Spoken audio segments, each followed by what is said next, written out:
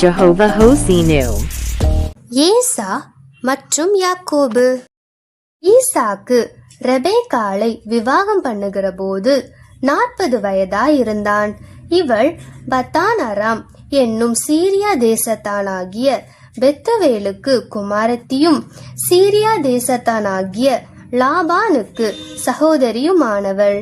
மலடியாயிருந்த தன் மனைவிக்காக ஈசாக்கு கர்த்தரை நோக்கி வேண்டுதல் செய்தான். கர்த்தர் அவன் வேண்டுதலை கேட்டருளினார். அவன் மனைவி ரெபேக்காள் கர்ப்பந்தரித்தாள். அவள் கர்ப்பத்திலே பிள்ளைகள் ஒன்றோடொன்று மோதி கொண்டு இருந்தன. அப்பொழுது அவள், இப்படியானால் எனக்கு எப்படியோ என்று சொல்லி கர்த்தரிடத்தில் விசாரிக்கும்படி போனாள். அதற்கு கர்த்தர், 2 ஜாதிகள் உன் கர்ப்பத்தில் உண்டாயிருக்கிறது, 2 வித ஜனங்கள் உன் வயிற்றிலிருந்து பிரியும். அவர்களில் ஒரு ஜனத்தார் மற்ற ஜனத்தாரை பார்க்கிலும் பலத்திருப்பார்கள். மூத்தவன் இளையவனை சேவிப்பான் என்றார். பிரசவ காலம் பூரணமான போது அவள் கர்ப்பத்தில் 2 பிள்ளைகள் இருந்தது. மூத்தவன் சிவந்த நிறமுள்ளவனாயும் சர்வாங்கமும் ரோம அங்கி போர்த்தவன் போலவும் வெளிப்பட்டான். அவனுக்கு ஏசா என்று பெயரிட்டார்கள். பின்பு அவன் சகோதரன் தன் கையினாலே ஏசாவின் குதிகால்களை பிடித்து கொண்டு வெளிப்பட்டான். அவனுக்கு யாக்கோபு என்று பெயரிட்டார்கள். இவர்களை அவள் பெற்றபோது ஈசாக்கு 60 வயதாயிருந்தான். இந்த பிள்ளைகள் பெரியவர்களான போது ஏசா வேட்டையில் வல்லவனும் வனசஞ்சாரியுமாயிருந்தான். யாக்கோபு குணசாலியும் கூடாரவாசியுமாயிருந்தான். ஏசா வேட்டையாடி கொண்டு வருகிறது ஈசாக்கினுடைய வாய்க்கு ருசிகரமாயிருந்ததினாலே ஏசாவின் மேல் பட்சமாயிருந்தான். ரெபேக்காளோ யாக்கோபின் மேல் பட்சமாயிருந்தாள். ஒரு நாள் ஏசா வெளியிலிருந்து களைத்து வந்தபோது யாக்கோபு கூழ் சமைத்து கொண்டு இருந்தான். அப்பொழுது ஏசா யாக்கோபை நோக்கி, இந்த சிவப்பான கூழிலே நான் சாப்பிட கொஞ்சம் தா, இளைத்திருக்கிறேன் என்றான். இதனாலே அவனுக்கு ஏதோம் என்கிற பெயர் உண்டாயிற்று. அப்பொழுது யாக்கோபு, உன் சேஷ்டபுத்திர பாகத்தை இன்று எனக்கு விற்று போடு என்றான். அதற்கு ஏசா, இதோ நான் சாக போகிறேனே, இந்த சேஷ்டபுத்திர பாகம் எனக்கு என்னத்துக்கு என்றான். அப்பொழுது யாக்கோபு, இன்று எனக்கு ஆணையிட்டு கொடு என்றான். அவன் யாக்கோபுக்கு ஆணையிட்டு தன் சேஷ்டபுத்திர பாகத்தை அவனுக்கு விற்று போட்டான். அப்பொழுது யாக்கோபு ஏசாவுக்கு அப்பத்தையும் பயிற்றங்கூளையும் கொடுத்தான். அவன் புசித்து குடித்து எழுந்திருந்து போய்விட்டான். இப்படி ஏசா தன் சேஷ்டபுத்திர பாகத்தை அலட்சியம் பண்ணினான். ஏசா 40 வயதான போது ஏத்தியனான பேயேரினுடைய குமாரத்தியாகிய யூதித்தையும் ஏத்தியனான ஏலோனுடைய குமாரத்தியாகிய பஸ்மாத்தையும் விவாகம் பண்ணினான். அவர்கள் ஈசாக்குக்கும் ரெபேக்காளுக்கும் மனநோவாயிருந்தார்கள். ஈசாக்கு முதிர் வயதானதினால் அவன் கண்கள் இருளடைந்து பார்வை அற்று போனபோது அவன் தன் மூத்த குமாரனாகிய ஏசாவை அழைத்து, என் மகனே என்றான். அவன், இதோ இருக்கிறேன் என்றான். அப்பொழுது அவன், நான் முதிர் வயதானேன், என் மரணம் இன்ன நாளில் என்று அறியேன். ஆகையால் நீ உன் ஆயுதங்களாகிய உன் அம்பரா துணியையும் உன் வில்லையும் எடுத்துக்கொண்டு வனத்துக்கு போய் எனக்காக வேட்டையாடி அதை எனக்கு பிரியமாயிருக்கிற ருசியுள்ள பதார்த்தங்களாக சமைத்து நான் புசிக்கவும், நான் மரணமடையும் முன்னே என் ஆத்துமா உன்னை ஆசீர்வதிக்கவும் என்னிடத்தில் கொண்டு வா என்றான். ஈசாக்கு தன் குமாரனாகிய ஏசாவோடு பேசுகையில் ரெபேக்காள் கேட்டுக்கொண்டு இருந்தாள். ஏசா வேட்டையாடி கொண்டு வரும்படி வனத்துக்கு போனான். அப்பொழுது ரெபேக்காள் தன் குமாரனாகிய யாக்கோபை நோக்கி, உன் தகப்பன் உன் சகோதரனாகிய ஏசாவை அழைத்து, நான் புசித்து எனக்கு மரணம் வரும் முன்னே கர்த்தரை முன்னிட்டு உன்னை ஆசீர்வதிக்கும்படி நீ எனக்காக வேட்டையாடி அதை எனக்கு ருசியுள்ள பதார்த்தங்களாக சமைத்து கொண்டு வா என்று சொல்ல கேட்டேன். ஆகையால் என் மகனே, என் சொல்லை கேட்டு நான் உனக்கு கற்பிக்கிறபடி செய். நீ ஆட்டு மந்தைக்கு போய் 2 நல்ல வெள்ளாட்டு குட்டிகளை கொண்டு வா. நான் அவைகளை உன் தகப்பனுக்கு பிரியமானபடி ருசியுள்ள பதார்த்தங்களாக சமைப்பேன். உன் தகப்பன் தாம் மரணமடையும் முன்னே உன்னை ஆசீர்வதிக்கும்படி அவர் புசிப்பதற்கு நீ அதை அவரிடத்தில் கொண்டு போக வேண்டும் என்றாள். அதற்கு யாக்கோபு தன் தாயாகிய ரெபெக்காளை நோக்கி, என் சகோதரனாகிய ஏசா ரோமம் மிகுந்தவன், நான் ரோமம் இல்லாதவன். ஒருவேளை என் தகப்பன் என்னை தடவி பார்ப்பார், அப்பொழுது நான் அவருக்கு எத்தனாய் காணப்பட்டு என் மேல் ஆசீர்வாதத்தை அல்ல சாபத்தை வர பண்ணி கொள்வேனே என்றான். அதற்கு அவன் தாய், என் மகனே, உன்மேல் வரும் சாபம் என் மேல் வரட்டும். என் சொல்லை மாத்திரம் கேட்டு நீ போய் அவைகளை என்னிடத்தில் கொண்டு வா என்றாள். அவன் போய் அவைகளை பிடித்து தன் தாயினிடத்தில் கொண்டு வந்தான். அவனுடைய தாய் அவன் தகப்பனுக்கு பிரியமானபடி ருசியுள்ள பதார்த்தங்களை சமைத்தாள். பின்பு ரெபெக்காள் வீட்டிலே தன்னிடத்தில் இருந்த தன் மூத்த மகனாகிய ஏசாவின் நல்ல வஸ்திரங்களை எடுத்து தன் இளைய மகனாகிய யாக்கோபுக்கு உடுத்தி வெள்ளாட்டு குட்டிகளின் தோலை அவன் கைகளிலேயும் ரோமமில்லாத அவன் கழுத்திலேயும் போட்டு தான் சமைத்த ருசியுள்ள பதார்த்தங்களையும் அப்பங்களையும் தன் குமாரனாகிய யாக்கோபின் கையிலே கொடுத்தாள். அவன் தன் தகப்பனிடத்தில் வந்து, என் தகப்பனே என்றான். அதற்கு அவன், இதோ இருக்கிறேன், நீ யார் என் மகனே என்றான். அப்பொழுது யாக்கோபு தன் தகப்பனை நோக்கி, நான் உமது மூத்த மகனாகிய ஏசா, நீர் எனக்கு சொன்னபடியே செய்தேன். உம்முடைய ஆத்துமா என்னை ஆசீர்வதிக்கும்படி நீர் எழுந்து உட்கார்ந்து நான் வேட்டையாடி கொண்டு வந்ததை புசியும் என்றான். அப்பொழுது ஈசாக்கு தன் குமாரனை நோக்கி, என் மகனே, இது உனக்கு இத்தனை சீக்கிரமாய் எப்படி அகப்பட்டது என்றான். அவன், உம்முடைய தேவனாகிய கர்த்தர் எனக்கு நேரிட பண்ணினார் என்றான். அப்பொழுது ஈசாக்கு யாக்கோபை நோக்கி, என் மகனே, நீ என் குமாரனாகிய ஏசாதானோ அல்லவோ என்று நான் உன்னை தடவி பார்க்கும்படி கிட்ட வா என்றான். யாக்கோபு தன் தகப்பனாகிய ஈசா கண்டையில் கிட்ட போனான். அவன் இவனை தடவி பார்த்து, சத்தம் யாக்கோபின் சத்தம், கைகளோ ஏசாவின் கைகள் என்று சொல்லி, அவனுடைய கைகள் அவன் சகோதரனாகிய ஏசாவின் கைகளைப் போல ரோமம் உள்ளவைகளாய் இருந்தபடியினாலே இன்னான் என்று அறியாமல் அவனை ஆசீர்வதித்து, நீ என் குமாரனாகிய ஏசாதானோ என்றான்.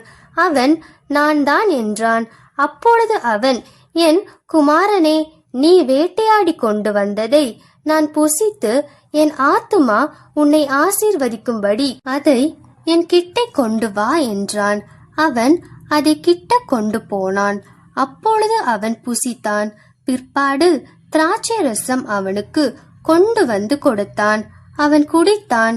அப்பொழுது அவன் தகப்பனாகிய ஈசாக்கு அவனை நோக்கி, என் மகனே, நீ கிட்ட வந்து என்னை முத்தம் செய் என்றான். அவன் கிட்ட போய் அவனை முத்தம் செய்தான். அப்பொழுது அவனுடைய வஸ்திரங்களின் வாசனையை மோந்து, இதோ என் குமாரனுடைய வாசனை கர்த்தர் ஆசீர்வதித்த வயல்வெளியின் வாசனையை போல் இருக்கிறது. தேவன் உனக்கு வானத்து பனியையும் பூமியின் கொழுமையையும் கொடுத்து மிகுந்த தானியத்தையும் திராட்சை ரசத்தையும் தந்தருளுவாராக.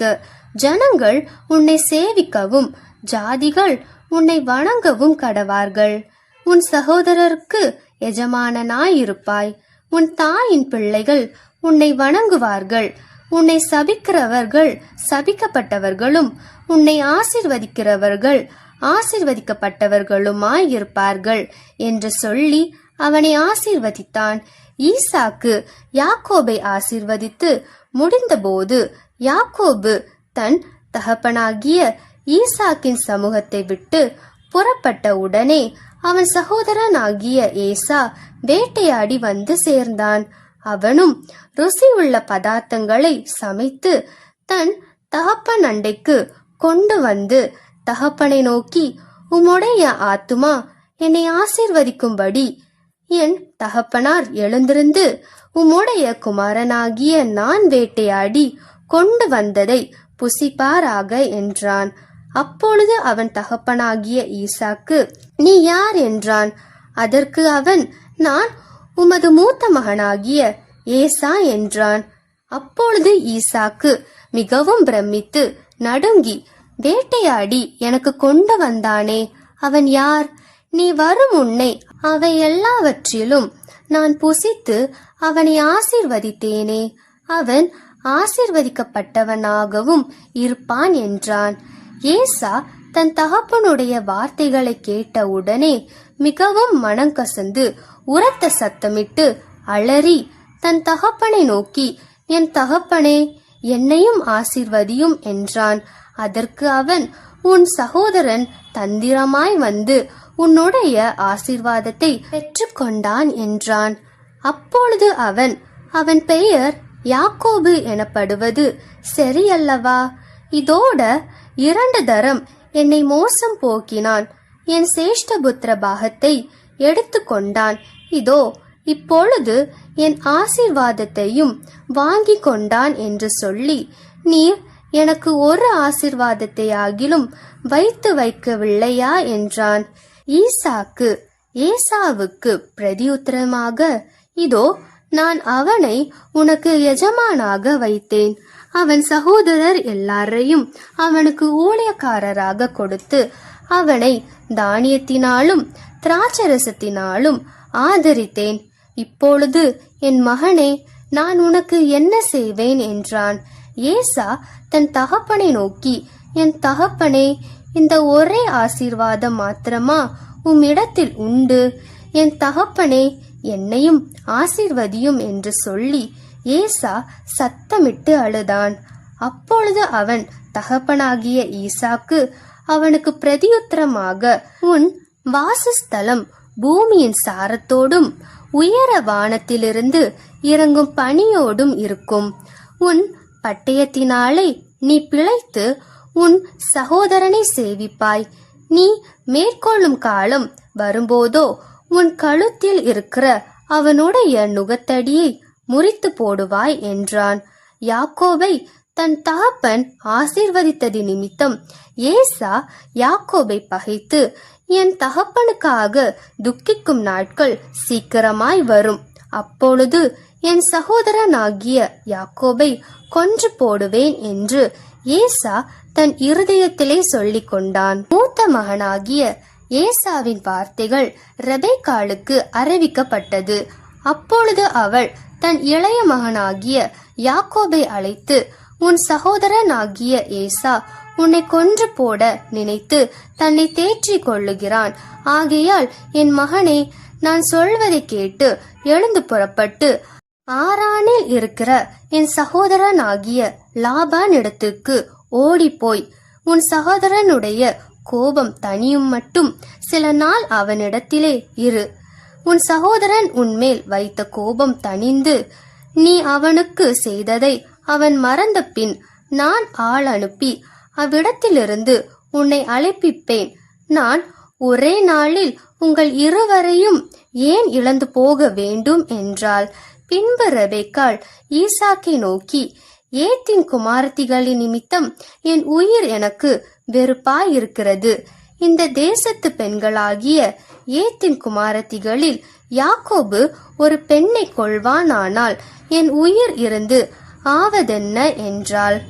ஈசாக்கு யாக்கோபை அழைத்து அவனை ஆசீர்வதித்து, நீ கானானியருடைய குமாரத்திகளில் பெண் கொள்ளாமல் எழுந்து புறப்பட்டு பதான் அராமில் இருக்கிற உன் தாயினுடைய தகப்பனாகிய பெத்துவேலுடைய வீட்டுக்கு போய் அவ்விடத்தில் உன் தாயின் சகோதரனாகிய லாபானின் குமாரத்திகளுக்குள் பெண் கொள் என்று அவனுக்கு கட்டளையிட்டான். சர்வ வல்லமையுள்ள தேவன் உன்னை ஆசீர்வதித்து நீ பல ஜன கூட்டமாகும்படி உன்னை பழுகவும் பெருகவும் பண்ணி தேவன் ஆபிரகாமுக்கு கொடுத்ததும் நீ பரதேசியாய் தங்குகிறதுமான தேசத்தை நீ சுகந்தரித்து கொள்ளும்படி ஆபிரகாமுக்கு அருளிய ஆசீர்வாதத்தை உனக்கும் உன் சந்ததிக்கும் அருளுவாராக என்று சொல்லி ஈசாக்கு யாக்கோபை அனுப்பிவிட்டான். அப்பொழுது அவன் பத்தான் அராமில் இருக்கும் சீரியா தேசத்தானாகிய பெத்துவேலுடைய குமாரனும் தனக்கும் ஏசாவுக்கும் தாயாகிய ரெபெக்காளின் சகோதரனுமான லாபானிடத்துக்கு போக புறப்பட்டான்.